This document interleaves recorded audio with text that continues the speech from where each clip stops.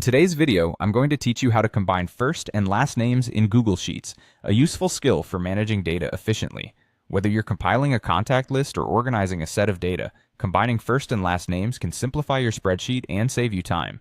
To start off, you'll want to open your Google Sheets document. If your spreadsheet currently doesn't have a title yet, that's perfectly fine for this exercise. Go ahead and locate the column where you have the first names and the column that contains the last names. These columns are typically side by side, but the procedure will work just the same if they're not.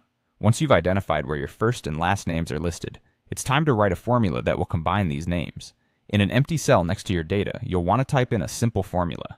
Begin by typing an equal sign followed by concatenate, or simply use the ampersand sign AND, which can be a quicker alternative. Then you'll need to reference the cell with the first name, insert a space and quotation marks to ensure there's adequate spacing, and finally reference the cell with the last name. It should look something like this: Chichi A2 NTEN and B2, Seipori, assuming A2 has the first name and B2 holds the last name. Once your formula is in place, simply hit enter. This action will merge the first and last names into a single cell.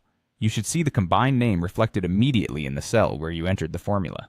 It's that straightforward. Now, if you have more names to combine, you don't need to retype the formula for each one.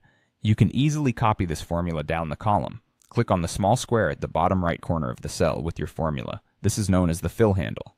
Click and drag this fill handle down to include all the rows you wish to combine. Google Sheets will automatically adjust the formula for each row, saving you valuable time and effort.